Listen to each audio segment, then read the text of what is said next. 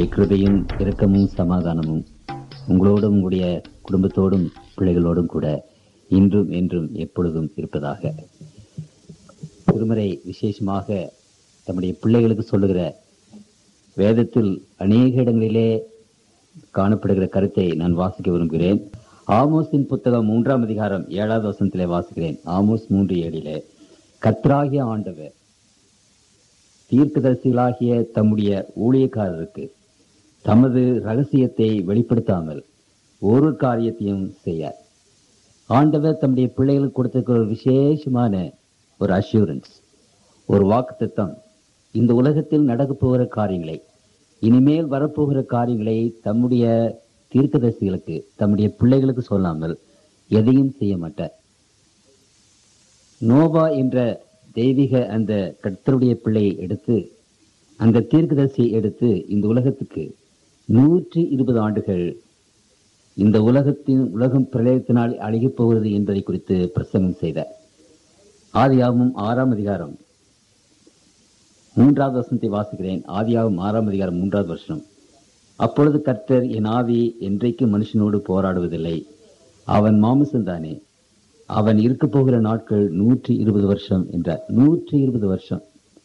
நோவா தன்னுடைய மக்களோடு கூட சேர்ந்து, அல்லது தனக்கு உதவி செய்த சிலரோடு கூட சேர்ந்து அன்றைய உலகம் முழுவதும் சென்று தேவ ஆவியின் பெரும் வல்லமினாலே மக்களிடத்துல 120 வருஷம் வரப்போகிற அந்த அழிவை குறித்து அங்கு பேசினார். இதை குறித்து அப்போஸ்தலனாகிய பேதுரு எழுதும் போது 2 பேதுரு 2ஆம் அதிகாரம் 5வது வசனத்தை வாசிக்கிறேன். 2 பேதுரு 2:5 வாசிக்கிறேன்.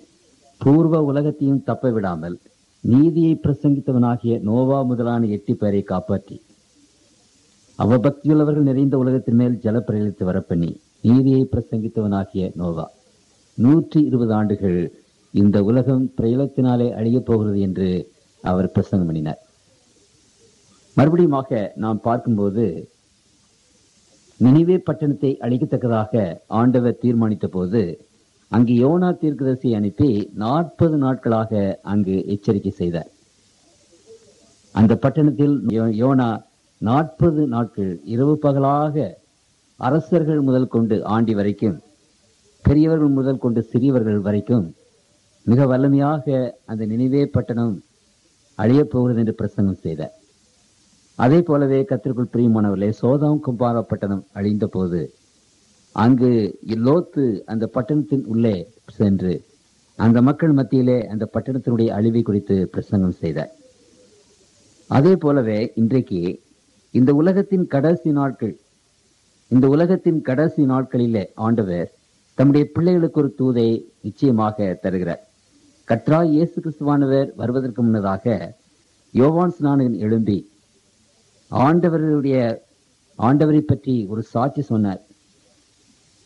ஆண்டவராக இயேசு கிறிஸ்துக்கு வழியை ஆயத்தம் பண்ணினார் என்று வேதத்திலே நாம் வாசிக்கிறோம். அதே போலவே இந்த கடைசி நாட்களிலே இந்த உலகத்தின் முடிவு காலத்தில் ஆண்டவர் ஒரு விசேஷமான தூதை வைத்திருக்கிறார். அந்த தூதை பற்றி திருமறையிலே நாம் வாசிக்கிறோம். வெளிப்படுத்தின விசேஷம் 14ஆம் அதிகாரத்தில் இந்த தூதை பற்றி நாம் விசேஷ விதமாக அங்கு வாசிக்கிறோம். இந்த தீர்க்கதரிசன புத்தகத்தில் ஆண்டவர் இந்த தூதை வைத்திருக்கிறார். வெளியாகமும் 14ஆம் அதிகாரம் 6வது வசனத்தை நான் வாசிக்கிறேன். பின்பு வேறொரு தூதன் வானத்தின் மத்தியிலே பறக்க கண்டேன்.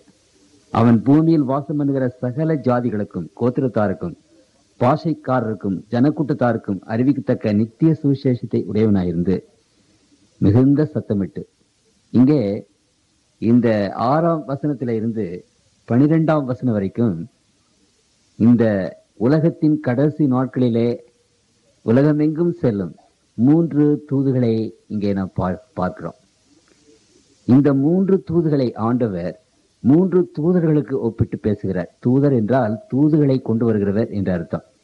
அப்படியானால் பரலோகத்திலிருந்து வந்த தூதர்கள் என்று அங்கு சொல்லும்போது, இந்த தூது மனுஷனுடைய தூதல்ல, மனுஷனிடத்தில இருந்து வந்த தூதல்ல, இது பரலோகத்தில இருந்து வந்த தூது.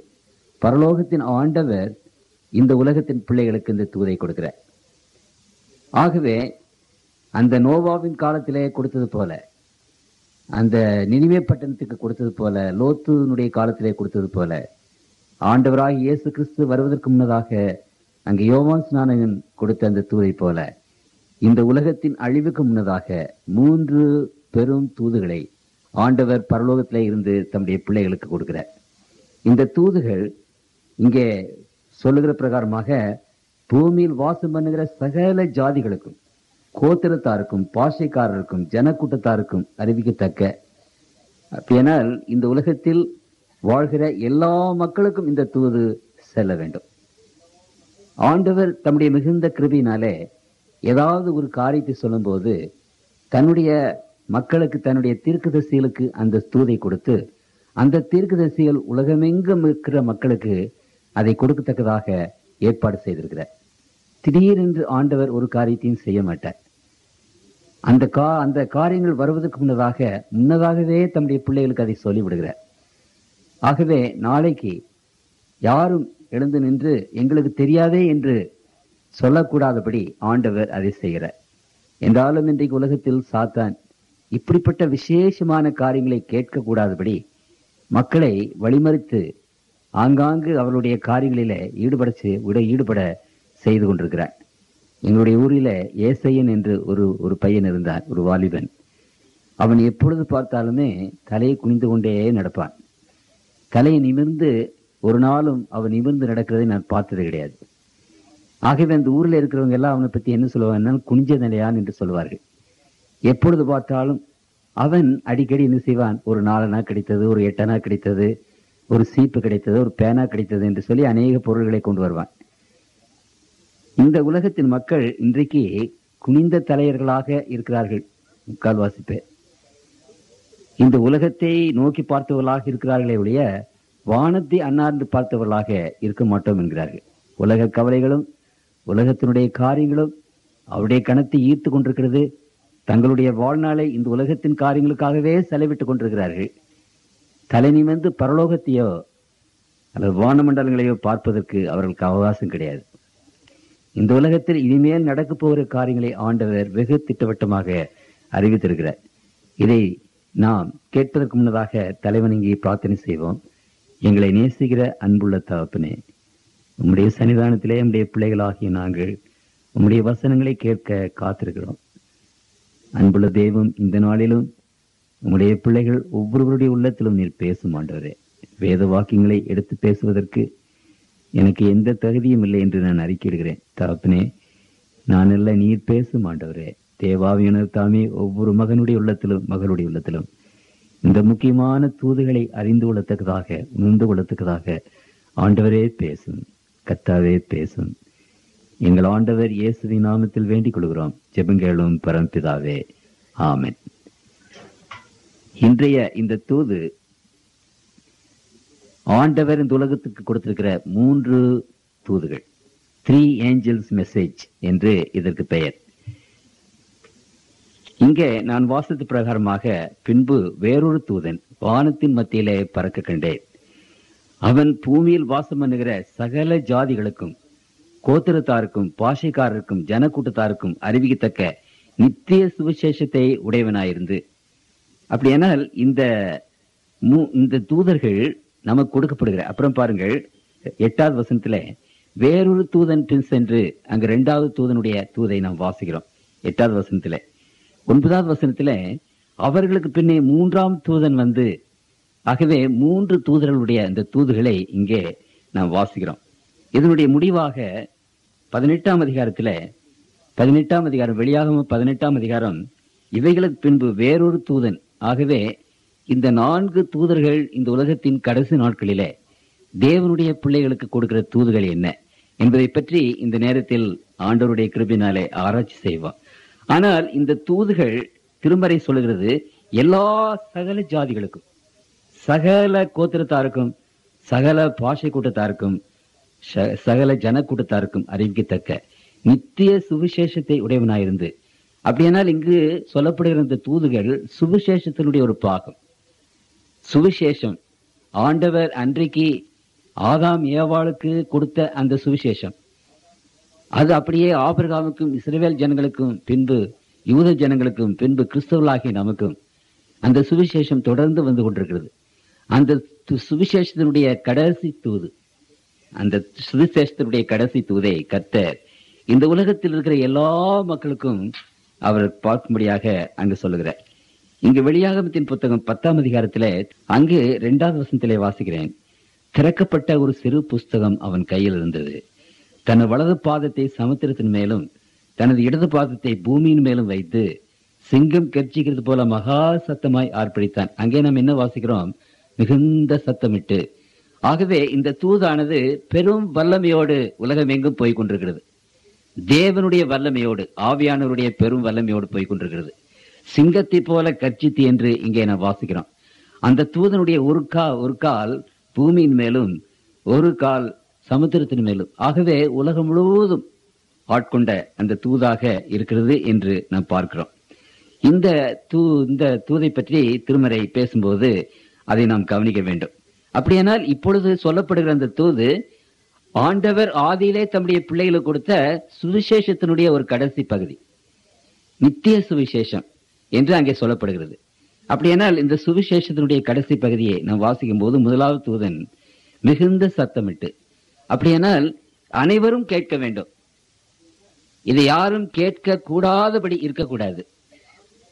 இந்த உலகத்தின் மக்கள், அவர்கள் எந்த மக்களானாலும் சரி, இந்துக்கள், மகமதியர்கள், கிறிஸ்தவர்கள், எல்லாரும் கேட்க வேண்டிய ஒரு தூது. இந்த தூது இன்றைக்கு உலகமெங்கும் எழுத்து வடிவிலே, புத்தக வடிவிலே, ரேடியோ மூலமாக, டெலிவிஷன் மூலமாக போய்கொண்டிருக்கிறது. உலகத்தில் 258 ரேடியோ ஸ்டேஷன்கள் இந்த தூதை இன்றைக்கு ஒளிபரப்பித்துக் கொண்டிருக்கின்றன. அதே போலவே 258 டெலிவிஷன் ஸ்டேஷன்கள் இந்த உலகத்தில் இந்த தூதை ஒளிபரப்பிக் கொண்டிருக்கின்றன. இந்த வாய்ஸ் ஆஃப் ப்ராஃபஸி என்ற ஸ்தாபனம் இந்த உலகத்தின் எல்லா அநேகமாக முக்கியமான மொழிகளிலே இன்றைக்கு இந்த தூதை ஒளிபரப்பிக் கொண்டிருக்கின்றன. அது இல்லாதபடி ஏராளமான புத்தகங்கள், ஏராளமான பேம்லெட்ஸ், இவைகள் மூலமாக இந்த தூதுகள் உலகமெங்கு போய்கொண்டிருக்கின்றன. ஒரு சிலர் என்ன நினைக்கிறார்கள் என்றால், இந்த விதமான கூட்டங்கள் கிறிஸ்தவர்களுக்காக நடத்தப்படுகிறதே ஒழிய ஏன் இந்துக்களுக்கு நீங்கள் போய் பிரசங்கம் பண்ணக்கூடாதா என்று ஒரு கேள்வி எழும்புகிறது. கர்த்தருக்குள் பிரியமானவர்களே, இந்த கூட்டங்கள் விசேஷமாக கிறிஸ்தவ மக்களுக்காகத்தான் அமைக்கப்பட்டிருக்கிறது. இந்து மக்களுக்காக வேறு வழியாக இந்த தூதுகள் சொல்லப்படுகின்றன. அந்த இந்து மக்களுக்கு இப்படிப்பட்ட கூட்டங்களை நாம் பேசும்போது அநேகமாக அவர்கள் வரமாட்டார்கள். ஆகவே அவர்களை வேறு விதமான முறையிலே அப்ரோச் பண்ணி இந்த தூதுகளை வேறு விதமாக அங்கே கொடுத்து கொண்டிருக்கிறோம். இந்த உலகத்தின் புத்தர்களுக்கும் அல்லது இந்த உலகத்திலே இருக்கிற மகமதியர்களுக்கும் இந்த உலகத்தில் இருக்கிற மற்ற மார்க்கத்தார்களும் அவர்களுக்கு ஏற்றவாறு இந்த தூதுகளை கொடுக்கத்தக்கதாக அநேக வழிகளின் மூலமாக இந்த வாய்ஸ் ஆஃப் ப்ராஃபஸி ஸ்தாபனத்தார் செய்து கொண்டிருக்கிறார்கள். ஆகவே இந்த தூது கிறிஸ்தவர்களுக்கு மட்டுமின்றல்ல, இன்னும் அநேகர் என்ன நினைக்கிறார்கள் என்று சொன்னால், கர்த்தருக்குள் பிரியமானவர்களே, இந்த தூதுகளை நாம் பிரசங்கம் பண்ணும் போது ஏன் கிறிஸ்தவர்களுக்கு பிரசங்கம் பண்ணுகிறார்கள், வேறு யாருக்காவது போய் அதை மற்றவர்களுக்கு போய் சொல்லக்கூடாதா என்று. உதாரணமாக, நான் நாகப்பட்டினத்திலே இந்த மாதிரி ஒரு கூட்டத்தை நடத்தி கொண்டிருந்தேன். அப்படி நடத்தி கொண்டிருக்கும் போது அப்பொழுது அங்கு காலையில, அதாவது ஞாயிற்றுக்கிழமை காலையில வாரம் நோட்டீஸ் அடித்து கொடுப்பார்கள். அந்த நோட்டீஸ் எடுத்துக்கொண்டு நான் ஒரு பக்கமாக போய் ஜனங்களை வாருங்கள் என்று கூப்பிட்டு கொண்டு வந்தேன். அங்கே போன போது அங்கு லூத்தரன் மிஷன் சபை போதகர் மிஸ்டர் ஜேடி ஜேக்கப் என்பவர், அவருடைய வீட்டை பார்த்தேன். அவருடைய வீட்டுக்கும் தட்டி அவருக்கு அந்த நோட்டீஸை கொடுத்தேன். அவர் ஒரு நல்ல மனிதர், ஒரு பழுத்த பழம், ரொம்ப வெண்மையாக இருப்பார், நரைமுடி, லண்டன்லே படித்தவர், லுத்தரன் மிஷனை சேர்ந்தவர், தரங்கம்பாடியை சேர்ந்தவர் அவர். ஆகவே அவர் அதை பார்த்துட்டு, நான் அப்பொழுது மிக இளைஞனாக இருந்தேன், தம்பி இங்க வா என்று கூப்பிட்டார். உள்ளே கூப்பிட்டு எனக்கு காப்பி கொண்டு வர சொன்னார். நான் காப்பி குடிப்பதில்லை என்று சொன்னேன். பால் கொடுத்துட்டு சொன்னார், நீ நல்ல ஊழியத்தை செய்கிறாய் தம்பி, நான் உன்னை பாராட்டுகிறேன். ஆனால் இந்த நோட்டீஸ் நீங்க ஒரு இந்துக்களுக்கு ஏன் கொண்டு போய் கொடுக்கூடாது, கிறிஸ்தவர்களுக்கு ஏன் கொடுக்கிறீர்கள் என்று கேட்டார். அப்பொழுது நான் சொன்னேன், ஐயா, நான் ஒரு கிறிஸ்தவன், எனக்கு சில கேள்விகள் இருக்கிறது, அந்த கேள்விகளுக்கு நீங்கள் பதில் சொல்ல முடியுமா என்று கேட்டார். லண்டன்ல படித்தவர் அவர். சரி என்று சொன்னார். அப்பொழுது நான் சொன்னேன், தானியேல் 7ஆம் அதிகாரத்துல இந்த சிங்கம் 2 ரெக்கை வைத்துக் கொண்டு, கரடி 3 எலும்புகளை வாயிலே கவ்விக்கொண்டு, ஒரு சிவிங்கை 4 ரெக்கைகள் 4 தலைகள், இதெல்லாம் என்ன என்று எனக்கு விளங்கவில்லை ஐயா, நீங்க கொஞ்சம் விளக்கமாக சொல்லுகிறீர்களா என்று கேட்டேன். நிச்சயமாக, நீ நாளைக்கு இங்கே சாயங்காலம் 4 மணிக்கு வா, உனக்கு நான் விளக்கி காட்டுகிறேன் என்று சொன்னார். சரி, நான் அடுத்த நாள் சாயங்காலம் 4 மணிக்கு நான் போனேன். அந்த அம்மா என்னை, குழந்தைகள் இல்லை அவர்களுக்கு, அந்த அம்மா என்னை பார்த்தோன்னே, தம்பி என்ன பாஸ்டர்கிட்ட சொல்லிட்டு போனேன், ராத்திரியெல்லாம் புஸ்தகத்தை தேடி தேடி தேடி பார்த்து வாசிச்சுட்டு தூங்கவும் இல்லை, சாப்பிடவும் இல்லை. அவர் போய் பார்த்த போது கண்களெல்லாம் சிவந்திருந்தது, முடியெல்லாம் அப்படியே மேல் குத்தி நின்றது. வாங்க தம்பி வாங்க தம்பின்னு உட்கார வைத்தார். பானம் கொண்டு வந்து கொடுத்தார். சொல்லிவிட்டு சொன்னார், எனக்கு இன்னும் கொஞ்சம் சிறிது டைம் கொடு தம்பி, ஒரு 3 நாள் டைம் கொடு, அதை நான் உனக்கு விளக்கி சொல்கிறேன் என்று சொன்னார். சரி, 4வது நாள் நான் போய் பார்த்தேன். அப்பொழுது அவர் சொன்னார், என்னை மன்னித்து விடப்பா, எனக்கு இது தெரியாது. நான் ஏதோ தெரிந்திருக்கும் என்று நான் நினைத்தேன், ஆனால் இது தெரியவில்லை. அன்றைக்கு பிரசங்கம் அந்த 4 மிருகங்களை பற்றி தான். அப்பொழுது நான் சொன்னேன், இந்த பிரசங்கம் அதை பற்றி தான் ஐயா. இப்ப நீங்க சொன்னீங்களே இந்துக்களுக்கு போங்கன்னு சொன்னீங்களே, கிறிஸ்தவங்களுக்கே இது தெரியலையே. அப்படியானால் நாங்கள் இந்துக்களையும் கிறிஸ்தவர்களையும் எல்லாரையும் தான் கூப்பிடுறோம், நீங்கள் வாருங்கள் என்று சொன்னேன். அவர் அந்த பிரசங்கத்தை கேட்டுவிட்டு அந்த கோயிலை அனௌன்ஸ் பண்ணி, அந்த கோயிலை சேர்ந்த ஏறக்குறைய 800-900 பேரும் அந்த கூட்டத்துக்கு வந்தார்கள். அது மாத்திரமல்ல, அந்த லுத்தர் மிஷன் கொயர், அதுல ஒரு 30-40 பேர் ரொம்ப அழகாக பாடுது. அந்த கொயரையே இங்க கொண்டு வந்து எங்களுக்காக பாடும்படி வைத்து விட்டார். ரொம்ப உற்சாகமாக அந்த கூட்டம் முழுவதுமாக அவர் வந்தார். கர்த்தருக்குள் பிரியமானவர்களே, திருமறை ஒரு காரியத்தை நமக்கு சொல்லுகிறது. இது அநேக சமயங்களிலே நாம் அது சரியாக கேட்க முடியாதவர்களாக நாம் இருக்கிறோம், அல்லது அறிந்து முடியாதவர்களாக நாம் இருக்கிறோம். அப்போஸ்தலர் 1:8 வாசிக்கிறேன், பரிசுத்த ஆவி உங்களிடத்தில் வரும்போது நீங்கள் பலனடைந்து எருசலேமிலும் யூதேயா முழுவதிலும் சமாரியாவிலும் பூமியின் கடைசி பரியந்தமும் எனக்கு சாட்சிகளாயிருப்பீர்கள் என்ற அந்த சீஷர்களுக்கு அவர் சொல்லும்போது சொல்லுகிறார், 12 சீஷர்கள் மாத்திரமல்ல, 70 அங்கே மற்ற 70 எல்டர்ஸ் அங்கே இருக்கிறார்கள், 500 கிறிஸ்தவர்கள் அங்கே இருந்தார்கள். அவர்களுக்கு முன்னால்தான் ஆண்டவர் பரமேறி போனார். அந்த சீஷர்களிடத்துல சொல்லும்போது சொல்லுகிறார், நீங்கள் முதலாவதாக எங்க போகணும், எருசலேம்ல பிரசங்கம் பண்ணுங்க, அப்புறம் யூதேயாவில போங்க, பின்பு சமாரியாவில் போங்க, அப்புறம் பூமியின் கடைசி வரைந்து போங்க. அப்படியானால் எருசலேம்ல யார் இருக்கிறாங்க? யூதர்கள், வேதம் படித்தவர்கள், முன்னாலேயே தேவனுடைய பிள்ளைகள், 1500 வருஷமான கிறிஸ்துவ ஆண்டவருடைய சபை. அது அங்கதான் முதல்ல போய் பிரசங்கம் பண்ணி சொல்ற. நீங்க நன்றாக கவனிக்கணும், புரியுதுங்களா? ஆண்டவர் சொல்லுகிறது தான் நான் உங்களை மத்தியில சொல்லுகிறேன். ஏனென்றால் கர்த்தருக்குள் பிரியமானவர்களே, முதலாவது கிறிஸ்தவ மக்கள் சத்தியம் முழுவதையும் அறிந்து கொள்ள வேண்டும். இன்றைக்கு சத்தியம் முழுவதும் கிறிஸ்தவர்களுக்கு தெரியவில்லை. ஏதோ ஒரு பகுதி, ஆண்டவர் பிறந்தார், இறந்தார், பரமேறி போனார், இந்த காரியத்தோடு நின்று விடுகிறார்கள். இதற்காகவே இந்த வேதம், இவ்வளவு பெரிய வேதம் நம் கையில கொடுக்கப்பட்டிருக்கிறது. அப்படியானால் கிறிஸ்தவர்களுக்கு இந்த வேத புத்தகம் எவ்வளவு தெரியும்? கர்த்தருக்குள் பிரியமான தேவனுடைய பிள்ளைகளே, ஆகவே முதலாவது இந்த அறிவிப்பு, முதலாவது இந்த சுவிசேஷம் பூரணமாக தேவனுடைய பிள்ளைகளுக்கு தான் தெரியணும். நாம் முதலாவதாக தெரிந்து கொள்ள வேண்டும். ஆண்டவர் இதை பற்றி பேசும்போது, நீங்க புறப்பட்டு போய் ஊழியம் செய்யுங்கள் என்று சொல்லும் போது ஆண்டவர் சொன்னார். இங்க மத்தேயு எழுதின சுவிசேஷம் 10ஆம் அதிகாரத்திலே 6வது வசனத்திலே வாசிக்கிறேன். இந்த 12 இயேசு அனுப்பையில் அவர்கள் கட்டளையிட்டு சொன்னது என்னவென்றால் 5:6, நீங்கள் புறஜாதியார் நாடுகளுக்கு போகாமலும் சமாரியார் பட்டணங்களில் பிரவேசிக்காமலும் காணாமல் போன ஆடுகளாகிய இஸ்ரவேல் வீட்டாரிடத்திற்கு போங்கள். புரியுதுங்களா? அப்ப ஆண்டவர் இந்த விதமான பூர்ணமான ஒரு சுவிசேஷம், ஒரு செய்தி தன்னுடைய பிள்ளைகளுக்கு முதல்ல தெரிய வேண்டும் என்று சிந்திக்கிறார். ஆகவே இயேசு கிறிஸ்து யூதர்கள் மத்தியில தான் முதல்ல பிரசங்கம் பண்ணார், எருசலேம்ல தான் போய் பிரசங்கம் பண்ணி சொல்றார். அவர்களுக்கு இந்த சுவிசேஷம் பூர்ணமாக தெரியணும், இந்த தீர்க்கதரிசனங்கள் பூர்ணமாக தெரியணும். ஆகவே இன்றைக்கு உங்களுக்கு தெரியும், இந்த 40 நாள் கூட்டங்களிலே நாங்கள் பேசிக் கொண்டிருக்கும் போது, ஐயா இத்தனை வருஷம் நாங்க கிறிஸ்துவலாக இருந்தோ, இதெல்லாம் தெரியலையே, எங்களுக்கு புரியலையே, எவ்வளவோ காரியங்கள், மறைக்கப்பட்ட காரியங்கள் எல்லாம் நீங்க சொல்லுகிறீர்கள் என்று நீங்கள் எத்தனையோ முறை சொல்லியிருக்கிறீர்கள்.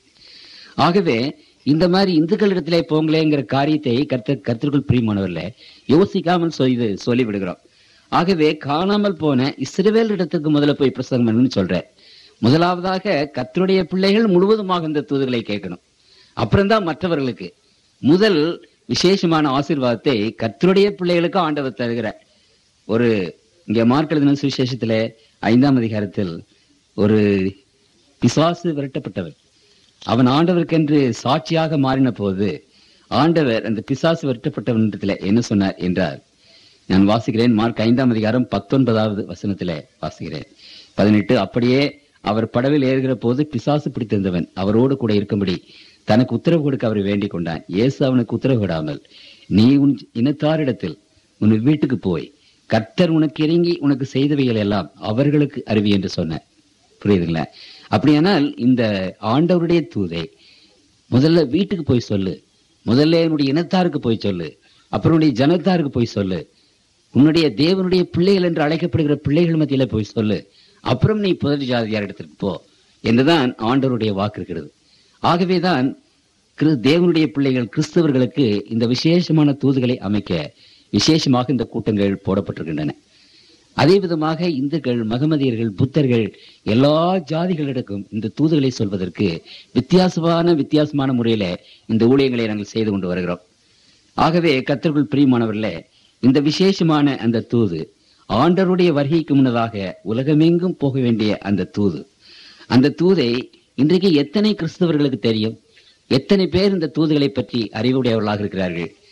கர்த்தருக்குள் பிரியமான தேவனுடைய பிள்ளைகளே, ஒரு சகோதரத்திலே பேசிக் கொண்டிருந்தேன். அவர் சொன்னார், விசுவாசம் ஒன்று இருந்தால் போதும், விசுவாசம் என்று ஒன்று இருந்தால் போதும் என்று அவர் அடித்து பேசிக் கொண்டிருந்தார். நான் சொன்னேன், இதை பாரு தம்பி, விசுவாசம் என்று ஒன்று இருந்தால் போதும் என்று சொன்னால் ஆண்டவர் இவ்வளவு பெரிய புஸ்தகத்துல விசுவாசம் என்று ஒரே வார்த்தை எழுதி கொடுத்திருக்கலாம். இவ்வளவு காரியங்களை ஆண்டவர் எதற்காக எழுதி கொடுத்திருக்கிறார்?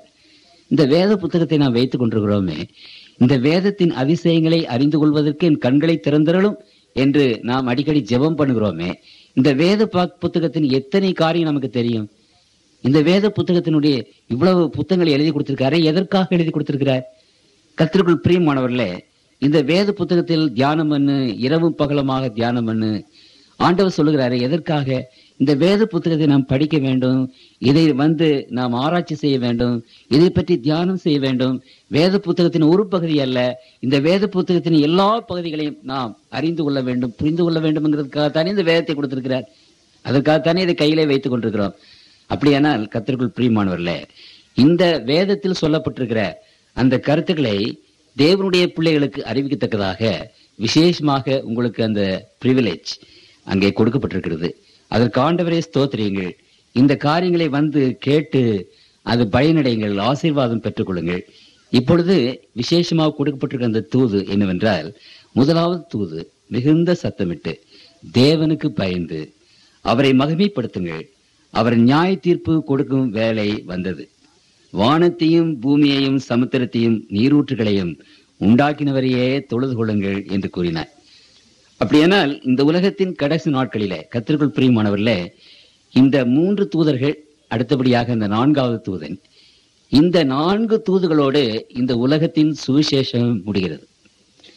இந்த 4 தூதர்களுக்கு அப்புறம் வேறு விதமான தூதை ஆண்டவர் இந்த உலகத்திற்கு தருகிறதில்லை. இந்த 4 தூதுகளோடு இந்த உலகத்தினுடைய அந்த ரட்சிப்பின் செய்து முடிந்து விடுகிறது என்று வேதம் நமக்கு அங்கே சொல்கிறது.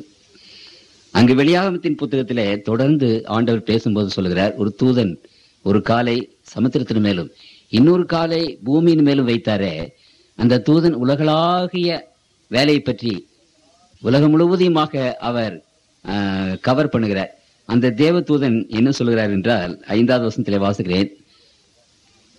வெளியாகமும் 10:5-6, சமுத்திரத்தின் மேலும் பூமியின் மேலும் நிற்கிறதாக நான் கண்ட தூதன் தன் கையை வானத்திற்கு நேராக உயர்த்தி, இனி காலம் செல்லாது, இனி காலம் செல்லாது.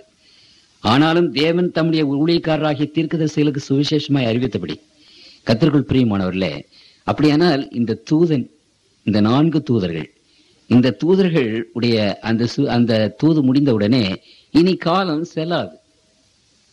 there is no time, இனிமேல் காலம் இல்லை. அப்படியானால் இந்த உலகத்தின் காரியங்கள் எல்லாமே மளமளமள என்று ஒரு முடிவுக்கு வந்து விடுகிறது. ஆகவே இந்த 3 தூதுகளையும் நாம் மிகவும் கவனமாக கேட்கும்படி ஆண்டவர் கிருபை செய்வாராக, மிகுந்த சத்தமிட்டு. அப்படியானால் இப்பொழுது சொல்லுகிற அந்த தூது ஒரு வல்லமையான ஒரு தூது, மக்கள் நிச்சயமாக கேட்க வேண்டிய ஒரு தூது, மக்களுடைய உள்ளத்தின் ஆழத்திலே பதிய வேண்டிய ஒரு தூது.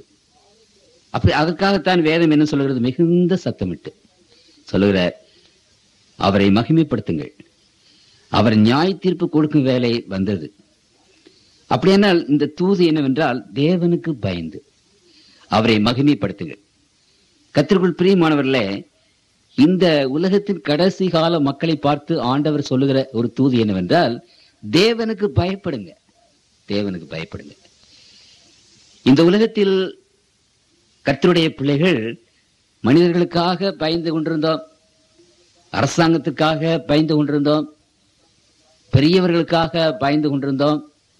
ஒருவேளை இந்த சத்தியங்கள் நமக்கு வரும்போது அப்பா என்ன சொல்லுவாரோ, அம்மா என்ன சொல்லுவாரோ, அண்ணன் என்ன சொல்லுவாரோ, மாமா என்ன சொல்லுவாரோ, உலகத்தின் மக்களுக்காக பயந்து கொண்டிருந்தோம். ஆனால் கர்த்தருக்குள் பிரியமானவர்களே, உலகத்தின் காரியங்களுக்காகவும் மக்களுக்காகவும் அதிகாரங்களுக்கும் பயந்து கொண்டிருந்த தேவனுடைய பிள்ளைகளுக்கு ஆண்டவர் சொல்லுகிற முதல் தூது என்ன? தேவனுக்கு பயந்து. ஆகவே இப்பொழுது இருக்கிற அந்த காலம் தேவனுக்கு பயப்படுகிற காலம், மனிதனுக்கு அல்ல, வேறு மற்ற காரியங்களுக்கு அல்ல. அதனால மனிதர்களுக்கு மற்றவர்களுக்கு பயக்கூடாது என்று சொல்லல. அப்படி நீங்கள் மற்றவர்களுக்கு பயந்த போதிலும் இப்பொழுது எல்லாருக்கும் மேலாக தேவனுக்கு பயந்து, ஆண்டவர் ஒருவர் இருக்கிறார், அவர் நம்முடைய தேவன், அவர் அரசாளுகிறவர், நாம் அவருடைய குடிமக்கள், அவராலே இருக்கிறோம், பிழைக்கிறோம், வாழ்கிறோம், அசைகிறோம், அவருக்குள் நிலை நிற்கிறோம் என்று அப்போஸ்தலனாகிய பவுல் சொன்ன பிரகாரமாக அப்படிப்பட்ட அந்த தேவனை விசேஷ விதமாக நினைத்து அவருக்கு பயந்து கர்த்தருக்குள் பிரியமானவர்களே, பயபக்தியுடையவர்களாகி அவரை மகிமைப்படுத்துங்கள், அவருக்கு மகிமையை கொடுங்கள். கர்த்தருக்குள் பிரியமான தேவனுடைய பிள்ளைகளே, இந்த சுவிசேஷத்தினுடைய அந்த மத்திய பாகம் என்னவென்றால், வணக்கம் செய்கிறோம், ஆண்டவருக்கு தொழுகை செய்கிறோம். அந்த தொழுகையினுடைய மத்திய பாகம் என்னவென்றால், give glory to God, கடவுளுக்கு அவருக்குரிய மகிமையை நீங்கள் செலுத்துங்கள். இன்றைக்கு உலகத்துல நாம் என்ன பார்க்கிறோம்? எல்லா மகிமையும் கனத்தையும் மனிதனே எடுத்துக்கொள்கிறான். நான் செய்தது இது, நான் இப்படி செய்து விட்டேன், நான் அப்படி செய்து விட்டேன், நான் அநேக வருஷ காலமாக பாடுபட்டு இதை காரியத்தை செய்து விட்டேன், நான் இந்த சபையை கட்டினேன், அந்த சபையை கட்டினேன், இத்தனை பேருக்கு ஆண்டவருடைய பாத்திரை நான் கொண்டு வந்திருக்கிறேன், நான் இந்த 40 வருஷ கால ஊழியத்திலே பெரிய பெரிய காரியங்களை நான் செய்திருக்கிறேன். கர்த்தருக்குள் பிரியமானவர்களே, தேவனுடைய பிள்ளைகள் இப்படி பேசுகிறதையும் இப்படி பேசி பெருமைப்படுகிறதையும் நான் கேட்டிருக்கிறேன். கர்த்தருக்குள் பிரியமான தேவனுடைய பிள்ளைகளே, ஆண்டவர் சொல்லுகிறது என்னவென்றால், தேவனுக்கு பயந்து அவருடைய நாமத்தை மகிமைப்படுத்துங்கள், அவருடைய நாமத்துக்கு மாத்திரம் மகிமையை செலுத்துங்கள். கடவுளுக்கு கொடுக்கிற அந்த மகிமையை மனிதராகிய நாம் ஒரு நாளும் எடுத்துக்கொள்ளக்கூடாது. கர்த்தருக்குள் பிரியமானவர்களே, ஏதோ நான் ஒரு காரியத்தை இன்றைக்கு செய்து கொண்டிருக்கிறேன் என்று சொன்னால் அது நான் செய்வதல்ல, இது ஆண்டவர் செய்வது. ஆண்டவருக்கே கனமும் மகிமையும் இன்றும் என்றும் என்றைக்கும் உண்டாகட்டும். மனிதர்களாகி நம்மால் ஒன்றும் செய்ய முடியாது. இறைவனுடைய கிருபை இல்லாமல், இறைவனுடைய வல்லமை இல்லாமல், இறைவனுடைய பலம் இல்லாமல் நாம் ஒன்றுமே செய்ய முடியாது. ஒரு வீட்டை கட்டினேன், ஆண்டவர் அந்த வீட்டை கட்டுவதற்கு எத்தனை உதவி செய்தார். அந்த கனத்தையும் மகிமையும் ஆண்டவருக்கு கொடுங்கள். கர்த்தருக்குள் பிரியமானவர்களே, நான் இதை செய்தேன், அதை செய்தேன் அப்படி சொல்லாதபடி, ஆண்டவர் இந்த அற்பனாகி என்னை எடுத்து, இந்த நீசனாகி என்னை எடுத்து இவைகளெல்லாம் செய்யும்படியாக அருள் தந்திருக்கிறார், அவருடைய நாமத்துக்கு ஸ்தோத்திரம் என்று சொல்லுங்க. அவருக்கு மகிமையை கொடுங்க, அவருக்கு கனிகள் கொடுங்க. The code of all worship is to give glory to God.